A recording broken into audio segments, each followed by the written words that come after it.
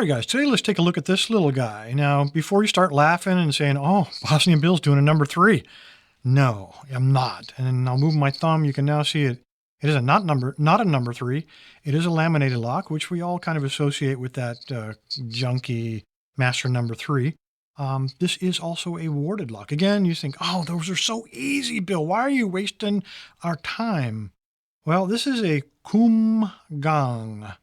And I got to tell you guys, this is not an easy lock to open. It is warded, but there's some special things about this. And you know that when you take a look at the key. Now, unlike all the warded locks I think we've seen in the past, one side of this key is different than the other. They're not mirror images of each other, which tells you that something different is happening on each side. And this thing has to go in only one way. So we slide this dude in. It does work. We rotate it 90 degrees. And we get an open. Now again, we see some weirdness here. We see these little cutouts on the shackle. And right away that should get your attention. Because when you look down inside of there, and this is going to be a good use of one of these little finger flashlights. Turn that dude on. When you look down inside of there, you don't actually see anything. There's no locking ball. There's no locking pawl jetting out there. I'm going to turn the key and watch what happens now. When I turn that key, little steel bars pop out from each side. Very cool mechanism. There's a total of 4 of these. Now, the weird thing about these is that, let me go and lock them back up. Weird thing about it is all 4 of those are independent of each other. So when we're going into the lock, we don't know if we need to pick the locking bars on this side, on the bottom over here, on the top over here, or on this side. There's really no way to tell. So it's quite a challenge. And on top of that, once we manage to get all 4 of those bars figured out and picked, then there are 3 actuators on this lock. There's one in the top, one in the center, and then one right here next to the face of the lock. It is not an easy lock to pick. I found a quick way, or a quicker way, to get into these. I could do it in my hand, but may not be able to maintain very good focus. So just so you can see better, I'm going to put it in the vise, and I'll show you how I do that. All right, guys, before we jump right into this thing, let me talk about how I'm going to try to pick it. There's no point in picking the actuator if those 4 locking bars are still going to hold the shackle in. So clearly we've got to pick those guys first. Now, the designers of this lock did not make it easy because the locking bar on the top right isn't necessarily deactivated by finding the bar on the top right and then simply pushing them out of your way. It could be any of the 4 positions, 2 on the front and 2 on the back, because they got little bends and little chambers in there to divert them through, and it's to obviously make it a little harder for us to pick. Now they are spring loaded, so as soon as I pick one and then move to the next one, he's going to fall right back in the groove. So I need to hold him out. To do that, I'm going to use one of these little shims. I'm going to slide him right in here and just let him rest right on top of that first locking bar. Now they are very deep inside of there, and the outside of the bars are rounded.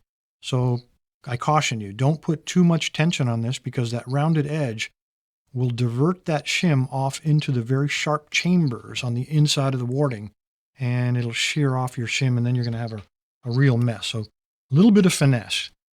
Now we could use this guy. But if I do that, that means for each pin, I've got to check 4 different places inside of the lock. So instead of doing that, I'm going to use this guy right here. I can check both sides at the same time. I simply slide them in, rotate back and forth, and I've checked very quickly all 4 different places. If I'm on the right pin, or the right spring, then my shim will then slide down. All right, let's try it. Slide him all the way in, put a little bit of downward pressure, not too much, and then check the spring. Okay, he's going down a little bit. So I move the key down to the next spring and just keep trying. There we go, there's another one.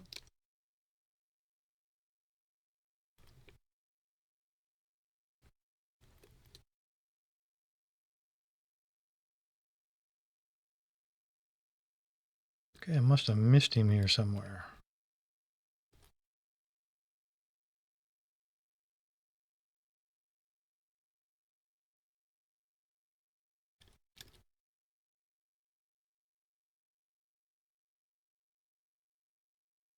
Go all the way to the bottom.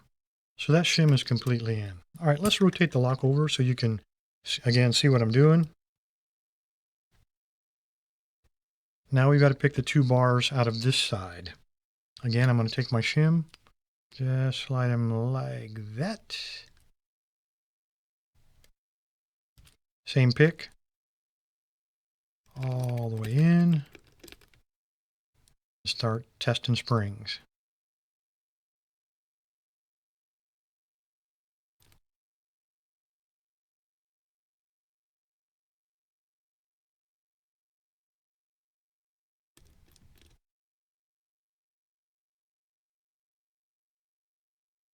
Okay, I think I missed him. Go back up. There we go. There's one.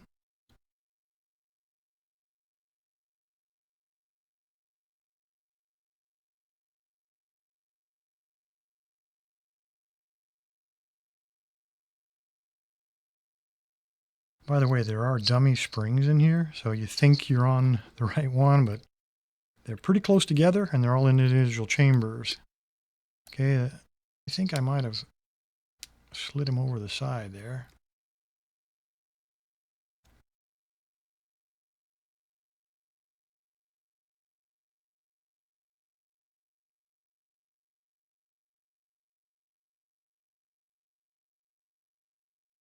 There we go. He's all the way in.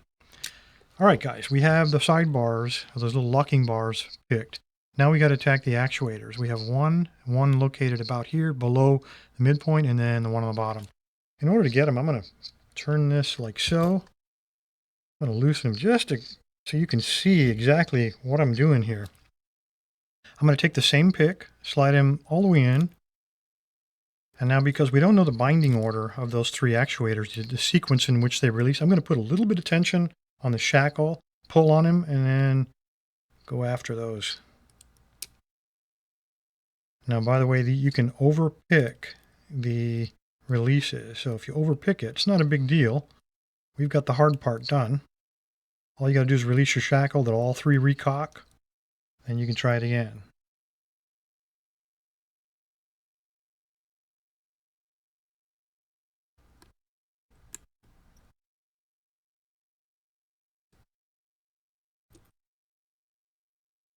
Okay, that was the center one. I think we're good there.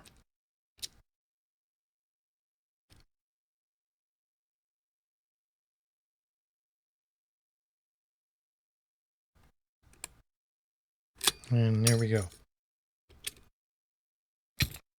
All right, guys, I said don't make fun of it.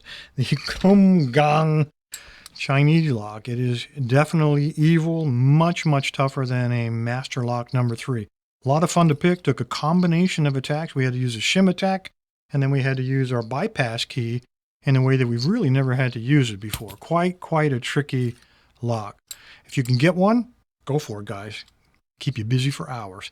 Appreciate your time. Stay safe. Stay legal. Hold on, before you leave, click that subscribe button. And while you're there, click that notification bell as well. If you'd like to be a sponsor, click there, and for $5 a month, you get all kinds of benefits. If that's not enough free stuff, hit the Lock Lab. We've got a self-paced lockpicking course with over a dozen modules at the bottom of the page. Join the tribe. Subscribe.